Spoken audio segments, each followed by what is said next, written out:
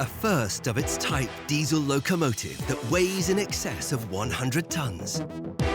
It's special because it was the first of its class to be preserved. It's been our flagship.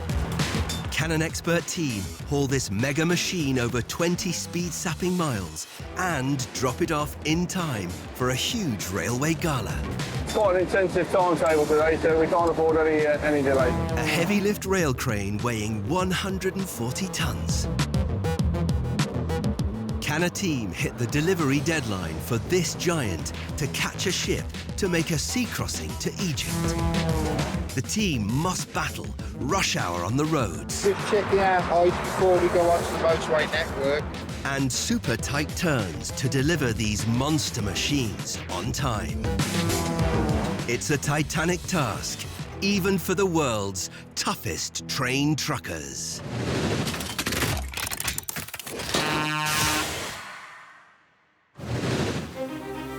In the heart of the Leicestershire countryside is the Great Central Railway, one of the numerous heritage lines dedicated to preserving our railway history.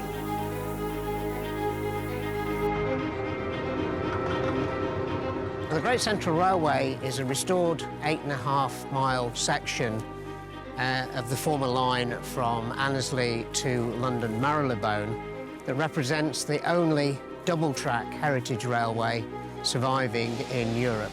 It is one place in the UK where you will genuinely see the true British Railways experience. We've got a total of 15 steam engines, of which 8 are currently in everyday service.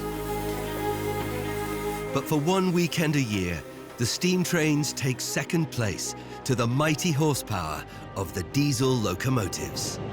These icons of the post-steam era are due to take their place centre stage, pulling thousands of visitors along the 8.5-mile line between Loughborough and North Leicester for the railway's annual Spring Gala.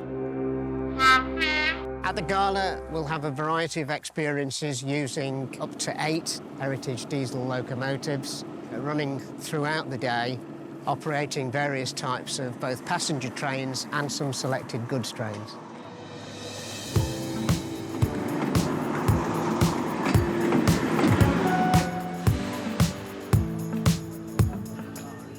The star of the show this year will be this fully restored and freshly repainted in original green and yellow livery Class 37 locomotive number D6700. Introduced into service in 1960, the British Rail Class 37 is a diesel-electric locomotive also known as the English Electric Type 3. Class 37s were a later diesel type, which were built for general purpose traffic, both passenger and freight, called a mixed traffic locomotive. So they had a top speed of 90 miles an hour. They were quite light. They could go a lot of routes, and they replaced steam on a lot of secondary routes. A limited number are still running with some freight operators.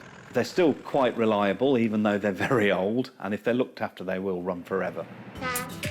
This stunning D6700 is in the care of the Heavy Tractor Group, a small band of enthusiasts who have leased it for 5 years from the National Railway Museum in York. Their aim, to see it back on the rails where it belongs. It was the first of a batch of over 300 built in the early 1960s. It can be seen the length and breadth of the country on freight trains, heavy coal trains, heavy iron ore trains in Motherwell, Immingham, South Wales, and the equal is at home in the Highlands of Scotland, pulling 2 or 3 coaches. After some minor restoration work, the locomotive has been fully safety checked at its current location at the Lorham UK Maintenance Yard in Derby. It can now begin its journey to be the star of the Spring Diesel Gala in Leicestershire. Only one thing stands in the engine's way: 20 miles of steep, speed-sapping hills.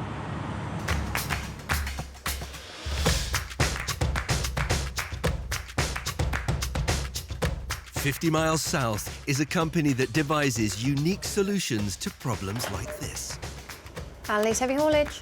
Family-run firm Ali's are experts at the challenging task of moving heavyweight railway locomotives. Founded in the 1950s by Maurice Allally, the business has grown to become one of the trusted names in the heavy haulage industry. We can move anything. Massive abnormal loads, enormous steel girders, mega yachts and super long lengths of pipe, as well as locomotives of all shapes and sizes, are just part of their day-to-day operations, both in the UK and around the world. Moving trains is a very specialist industry, and we're one of the few companies within the UK that can actually move these big trains and locomotives. Nobody expects to see a loco on the back of a lorry. There's never a day when you see it where it's not impressive. Today, the crew needs to be at the very top of their game. No problem. Taking on this mega move are lead driver Zach, escort driver Harry, and ramp builder Dave. It's 7:30 a.m. and the crew are already hard at work. Are the brake box tight though or not? With the Class 37 waiting in the yard to be loaded, Zach and Harry position the trailer perfectly in line with the rails and the ramp, already constructed by Dave. The ramp is made from several fabricated sections, which lead up from the railway tracks to the top of the trailer. The team will use a winch to slowly haul the 100 tons of locomotive painstakingly up the ramp onto the trailer. If the sections of the ramp don't accurately line up or aren't secure, there is a risk the locomotive could tip. With the ramp now in place, the team hook up the D6700. Then inch by inch, winch the engine up on the ramp.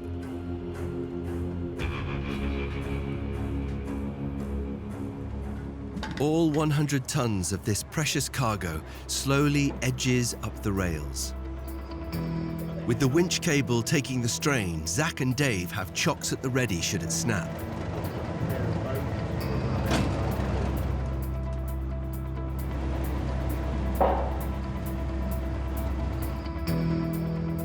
For the team looking after this engine, it's a particularly tense stage of the move. This is always the most nerve-wracking bit, because we don't have any control over this. It's basically down to the winch and the winch wire. Being trusted with the care of this iconic locomotive is really quite a privilege. Being the first of its kind ever to be built makes this Class 37 engine even more precious. Nothing must go wrong. Inch by inch, the team winched the 100-ton locomotive onto the trailer. With only the single steel winch cable holding it, if the cable were to snap now, the loco could roll back out of control. Hold it. Success! The D6700 makes it safely onto the trailer. Next challenge, chain it down for the journey ahead. Personally, I like to get 16 chains on as a minimum, really. Any movement on the trailer whilst in transit could be catastrophic. Change the pipe. 1, 2, 3, 4. Yeah, and then pretty much good to go, yeah. With the engine secure, next task for lead driver Zach, hit the open road. Yeah, ready when you are, mate. Right, coming backwards then. Just go straight back to that bogey behind me, please. Keep it going. In fact, go over to your left a little bit, mate, over to the near side as we go back. Yeah, not a problem. The journey for the Class 37 from the depot in Derby to the Great Central Railway in Quorn may only be a distance of just over 21 miles, but it has some punishing uphill sections. And when you have a locomotive weighing just over 100 tons on the trailer, nothing can be taken for granted. The combined height of the train and the trailer is just under 5 meters, so Zach's unable to use his rear-view mirrors and must rely on teammate Harry to be his eyes and ears for guidance. How far we got, mate? I was out talking the same time as you, mate. I said, how far have we got? You need to talk like 20 foot, 10 foot. You've got 5 meters, yeah. Go on, keep going. Got 4, Go on, keep going. 3. Go on, keep it coming. Okay, you've only got about 4 minutes now, so I'm clearing the bogey. Right, I'm going forwards. Kev, are you the other side of the junction, are you? Keep in mind you can come out and drive straight out. Let me know when you're coming down. I'll stop any traffic coming up. Dave might have squeezed the support truck out of the yard, but the exit looks tight for Zach and the engine. Straight for a minute, mate. Snaking the 3-metre wide trailer through this tiny gap is made even harder by a large red rubbish bin and a parked black car. Zach creeps the truck forward. He has just inches to spare on either side.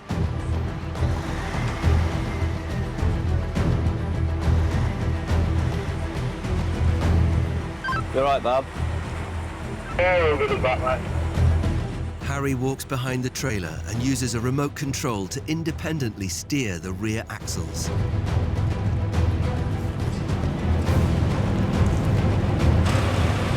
Now clear of all obstacles, Zach faces a sharp 90-degree turn to exit the rail yard. There we go. Zach needs all his 16 years' experience to negotiate this tricky turn. There we go. Are you as far over on the left as you can be without being on the curb? Yeah, in a yellow line. Inch by inch, Zach slowly maneuvers the trailer closer to the exit.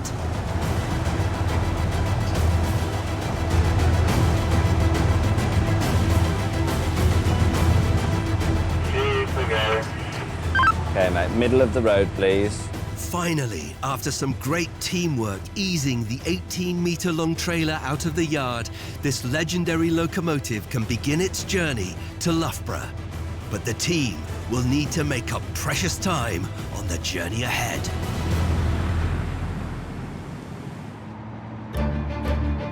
The Great Central Railway's Spring Diesel Gala is the chance for train enthusiasts of all ages to see historic diesel locomotives up close and personal. And at this year's event, there is the chance to see one rather special locomotive. This fully restored Class 37, numbered D6700.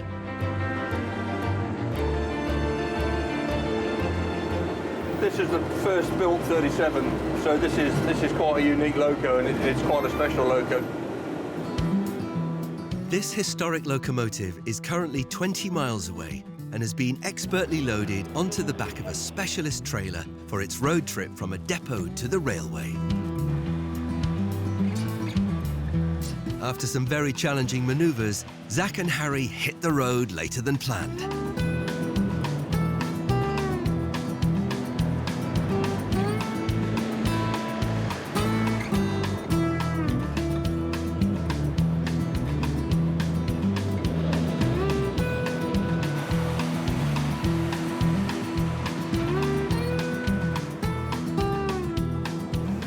They must deliver the 100-ton locomotive to the depot in Corn in order to have its final checks ahead of the gala.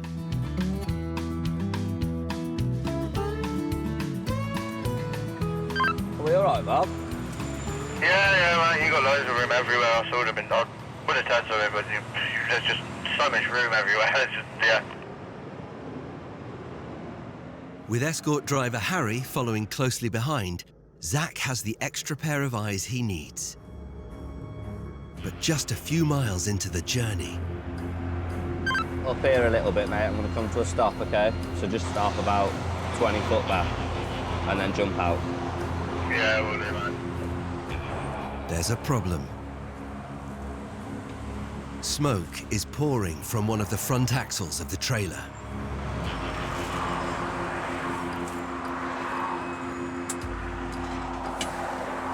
What a dick.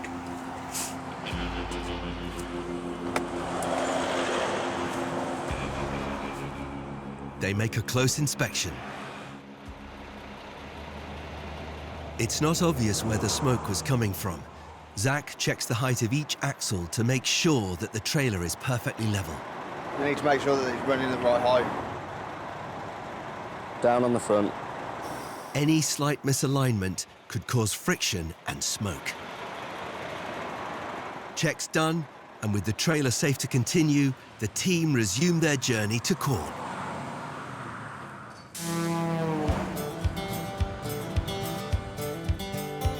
"11 miles southwest, in this railway yard in Burton-upon-Trent, there's another piece of heavyweight rail hardware that needs transporting across the country. This is a rail crane, weighing in at a massive 140 tons. The crane was used to lift engines and rolling stock along the railway network. It was built by one of the most historic companies in rail transportation history. Cowans and Sheldon were two apprentice engineers who had started out working for the grandfather of all rail transport, George Stephenson, in the 1840s. The Carlisle-based engineering firm that bears their name established a world-class reputation for the construction of rail cranes. You won't see a rail crane very often because they are actually very rarely used, but where they are needed is if there's an accident or a collision on the railways and they need to recover a derailed vehicle and put it back on the tracks. Chances are when they are in use, the area will be cordoned off. They're impressive bits of kit because of their capacity. They need to be able to lift 100 plus tons, which means you need a huge arm and a lot of counterbalance weight, which is why the traditional rail crane has two wagons, one each side, which is weight to stop it toppling over when it's performing a lift. This rail crane is one of only 6 working examples of its era and sits in the Nemesis yard in Burton-upon-Trent. These cranes were built from 1977 in Carlisle, the idea being to replace or supplement initially, then replace the older style cranes. The crane was withdrawn from service due to its age. There was a perceived life of them. Network Rail are looking at using more modern cranes that lift 125 tonnes. So these were basically became redundant.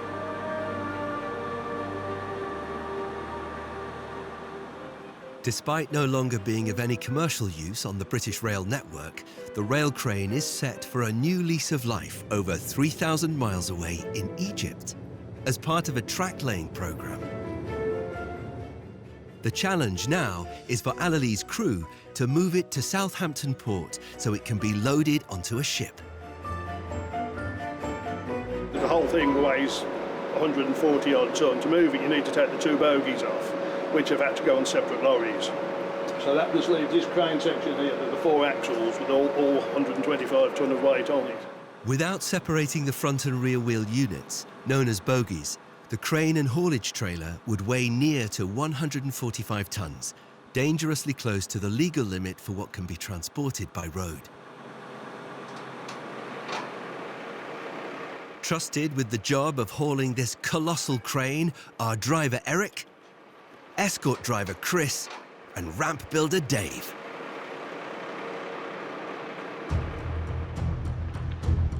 It's the morning of the move. First to arrive on site is Dave. His job is to load the front bogie section. He starts by precision parking the trailer to line up with the rails.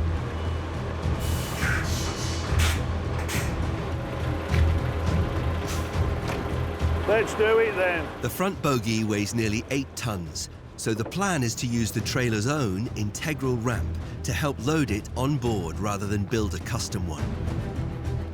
But Richard is concerned. Is that going to go up there?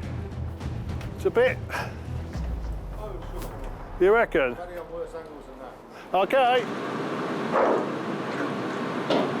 With the ramp in place, it's over to Richard to uncouple the 3 units. We're just going to set this up for uncoupling the bogie, so lever to unlock. All 125 tons of the middle crane unit is now uncoupled from the front and rear sets of bogies. Next, the team raised the rail crane's jib arm to allow the front bogie to roll freely. OK, Zach, we'll travel blue direction, travel blue direction. Travel blue. Slowly, the whole unit moves forward, pushing the front bogie closer to the ramp. Keep coming. It's going to be a bit tight. About 2 foot to go. Keep coming, keep coming. Keep coming, keep coming. And stop there, stop, stop, stop. But with just inches to go, they hit a glitch.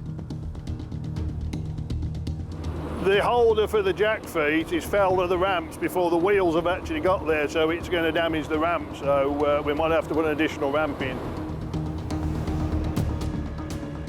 As the crew winch the front wheel unit onto the ramp, there's a risk that the low-slung concrete counterweight stored underneath the bogie could buckle it, causing the load to come off the rails. I mean, we could try it with the road crane on there, I suppose, but it's a bit... Let's try the fish plates first. Trust me, I'm a doctor. They reverse the whole unit back by a few feet. Then add special plates in front of the ramp. OK, Zach, travel wide, travel wide. These plates are usually used to attach the rails together. But here, the team deploy them to help make a shallower approach to the ramp. OK, it's clear, it's on. The slight angle adjustment of the ramp now enables the team to winch the front bogie inch by inch onto the trailer. Right, I've just got to put my levers back.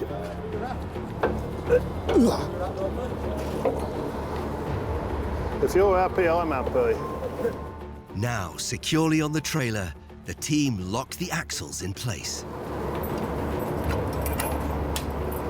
Right, that's that. The team need to haul the 125-ton rail crane and the 2 detached wheel units 160 miles from Burton-upon-Trent to the dockside at Southampton. This journey will mainly be along wide-open motorways, but as they approach their final destination, the roads become narrower. Next job for the crew, load the much larger and heavier crane section. Ramp builder Dave uses his trailer's crane to lift the ramp sections off his trailer. Dave needs to carefully position and bolt each section together. Their alignment must be spot on with the rails that run in the concrete. Otherwise, the load could get stuck or topple. Ramp built, lead driver Eric and his support driver Chris carefully maneuver the 9-axle trailer into the yard. Chris uses a remote control to steer the rear axles of the trailer, making light work of this tight 90-degree turn.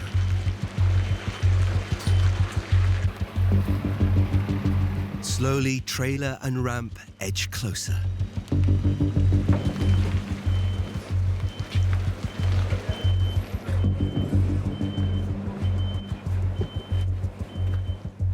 Years of experience from Chris ensures that ramp and trailer are perfectly positioned. What we're going to do now, we're going to set the trailer so it's the exact same height as the ramp, and we've got a nice angle on the trailer so it's a gentle pull all the way up. I don't think I moved much. The team attach the winch cable to the crane and slowly haul it up the ramp.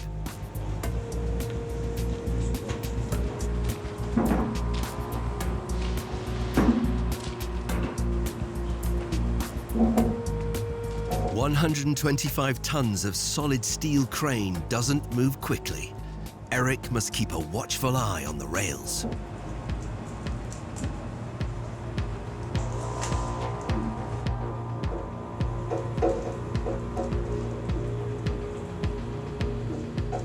After 20 nerve-shredding minutes, the crane has made it safely onto the bed of the trailer.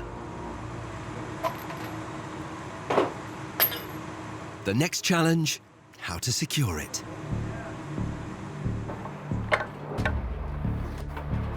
Just see where we can fasten it onto the trailer safely.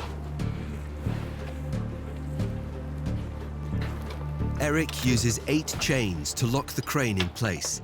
Everything has to be done to an exact method. Well, the art to securing them is that The only way it can move, because it's sat on rails, is forward and backwards. So you need enough chains on it to stop any movement, any initial movement. On something this way, you probably need 4 pulling this way and 4 pulling that way, both sides. And that's enough then. And then with the brakes on as well, and chock, that's normally enough. With the chain secure, Richard applies the handbrake, but Eric has something far more pressing on his mind. It's a cup of tea time, and then we're ready to go. So finally, everything is good to go. Once they've had that cup of tea, that is. However, there are a lot of miles that need to be driven before their day is over.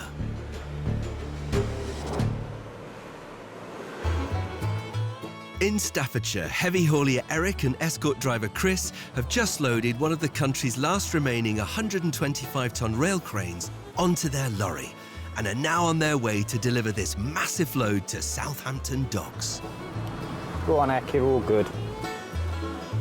The crane is due to be shipped to Egypt to work on a track laying project.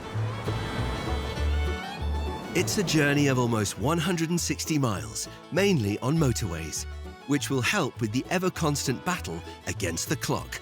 And the good news doesn't stop there. Well, at least it's not raining, Chris. Yeah, you could say that. With an abnormal load of this weight and length, Eric needs Chris to be an extra pair of eyes and ears for the whole journey, alerting him of any hazards on the road. Yeah, it's all clear, Chris. There's cars there, look.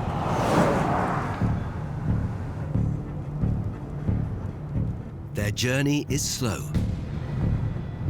Travelling up a steep incline with a weight of 125 tons on the trailer reduces their speed to less than 30 miles an hour. This is out of the bank, this, isn't it? Yeah.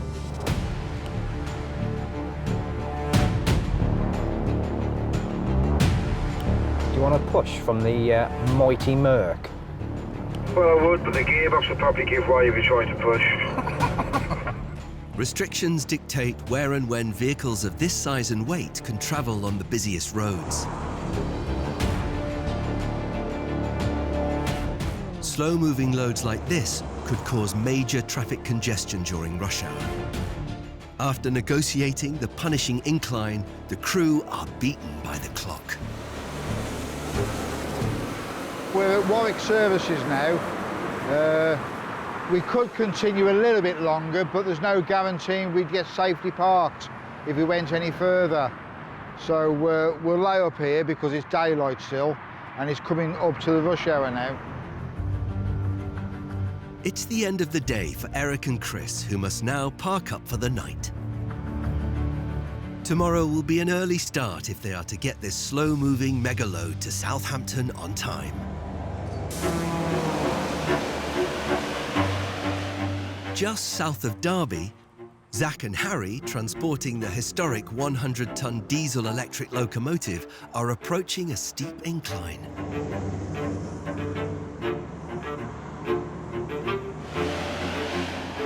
Zach's concerned. Bob, just make sure you're well back on this hill, please, because I'm going to be quite slow in a minute. Just leave a good 2 or 3 lorries between the 2 of us, please. Yeah, not a problem. Hills like this are all part of the job, and all they can do is watch the traffic pass by.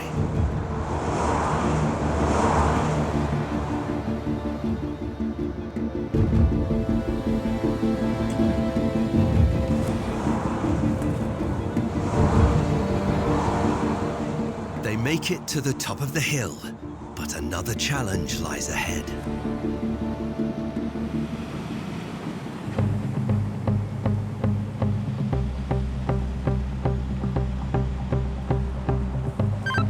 I'm doing a right here, Harry, so I'm going to be quite close to the lights on my left-hand side now, OK?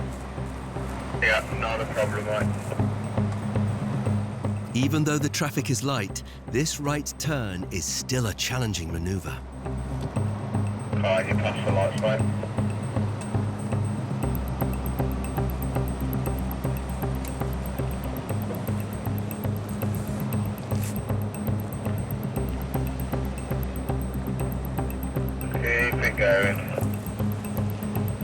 Progress is slow as Zach creeps through the corner.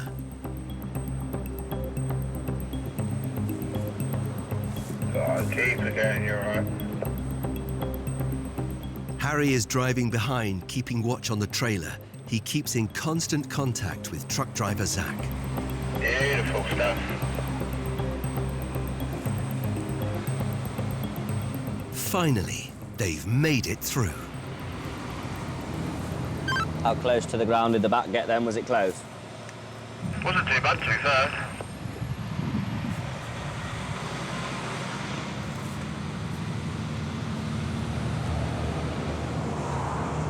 With the 21-mile journey almost over, the team approach the entrance to the depot yard. Right, Bobby? Yeah, you got loads of room, mate, go on. But access is tight, and again, it's a team effort. Harry guides Zach down the narrow slip road. Go on, keep it going. You're going to get close to this right-hand side, but you're sweet at the minute.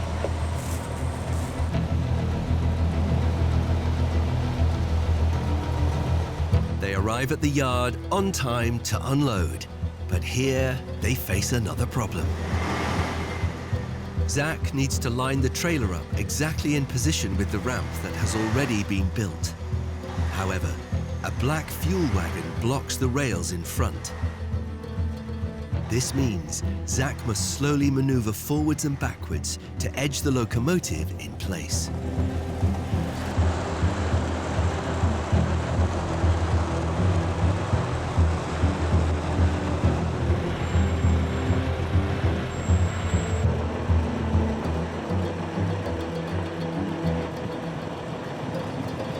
Well off the ramp, yeah, mate, go on. This slow shunting, forwards and backwards, is the only way Zach can get the trailer lined up. It's vital that the trailer lines up perfectly with the ramp. Even small deviations could cause big problems when they unload. The team need to achieve inch-perfect accuracy. Keep going, keep going, keep going, keep going, keep going, keep going. Finally, this historic locomotive and the trailer line up spot on with the ramp. The winch is on now. We just took the brakes off the loco. There's a few chains to come off, and then that's it. Then we'll be slowly winching off down the ramp back onto the rail. With the ramp sections in place, Dave packs out the gaps with small blocks of wood to keep it steady. Do you want to pick it up instead? Well, if you can, it'd be heavy. But sometimes good old-fashioned brute force is needed. Ah, that's better. That's gone down a bit. Huh? Do you want some on the other side? I'll just make use of him for one more. Hold on, Harry. Okay, mate, yeah. Next, the team release the chains. Oh.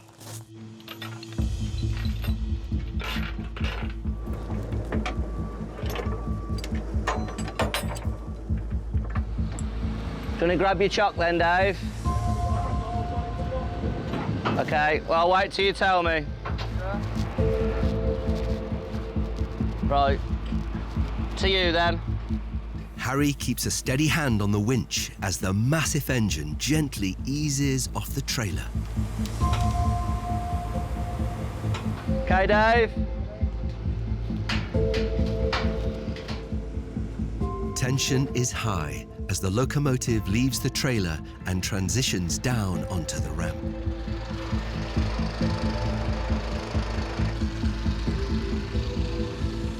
If the locomotive was to slip from the rail, it could cause a major delay in unloading. Or even worse.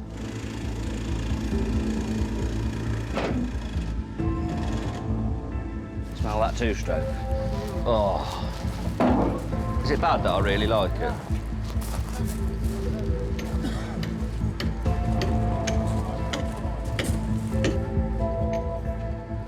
I prefer the smell of that to the smell of diesel.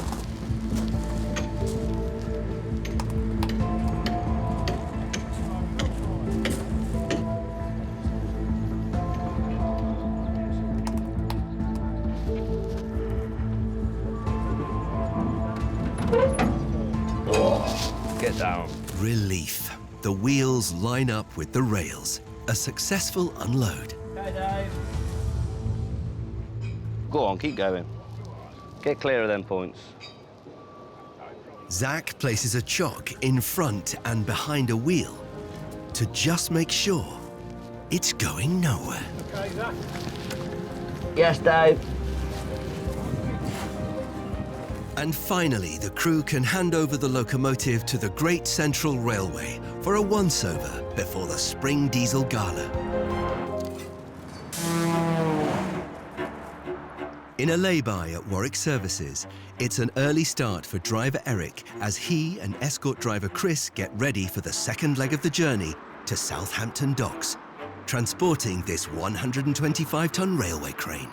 It's all computerised now to check the oil. There's no dipsticks on these trucks. So computers may handle the routine engine checks, but when you have a load the size of this crane, nothing can be left to chance.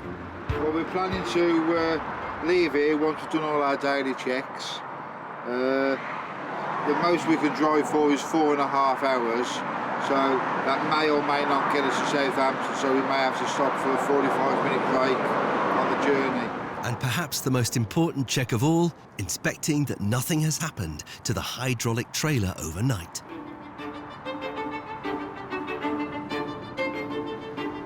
Eric must make sure that each axle is set to an identical height. Whoa. If any of the axles have shifted overnight and the trailer is now tilting, then the load could become unstable or even worse, fall onto the carriageway. Just checking our heights before we go onto the motorway network. We obviously don't want to be too high for going under the motorway bridges. So just making sure the trailer is at the correct height. We know that we're good then for all the bridges.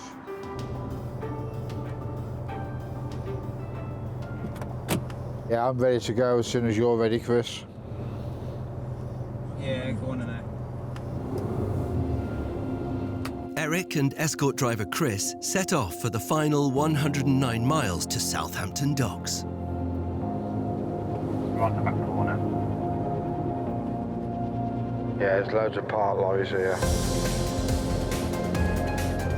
The ones that are too lazy to go in the lorry park.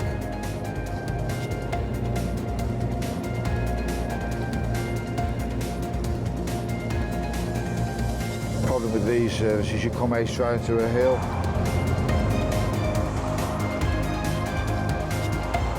After a testing 6-hour trek, Eric, Chris and the historic rail crane arrive at the docks in Southampton.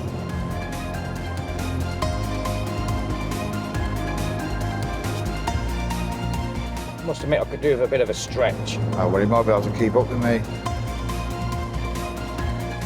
It's the end of an era for this crane in the UK, as it is loaded onto a ship to start the journey of over 3,600 nautical miles to Port Said in Egypt, where it will begin its new life, helping to expand the Egyptian railway network.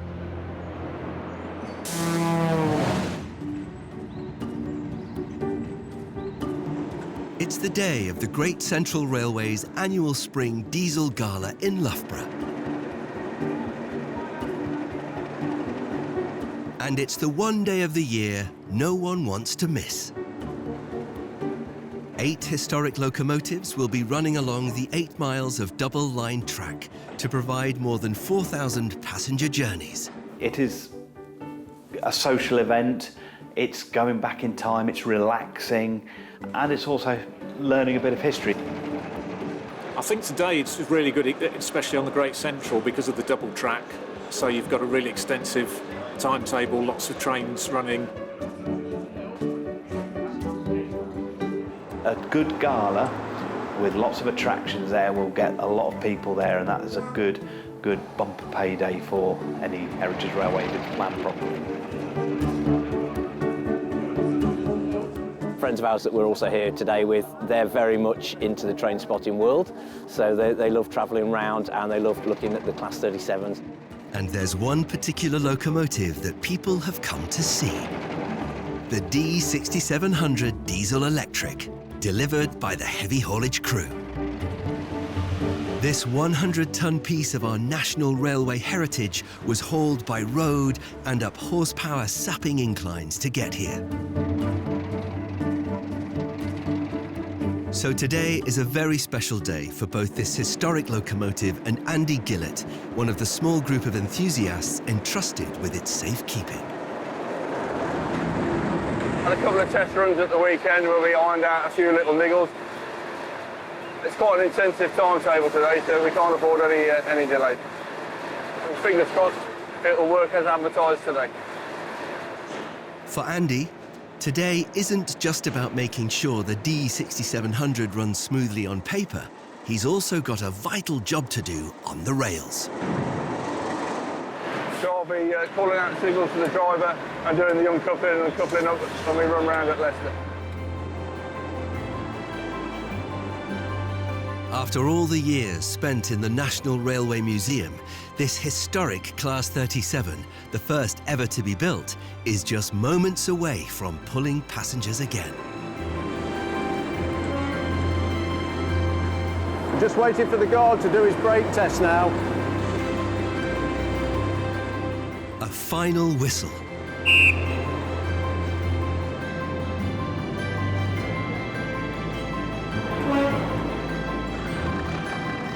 And all 100 tons of historic locomotive pull out of the station.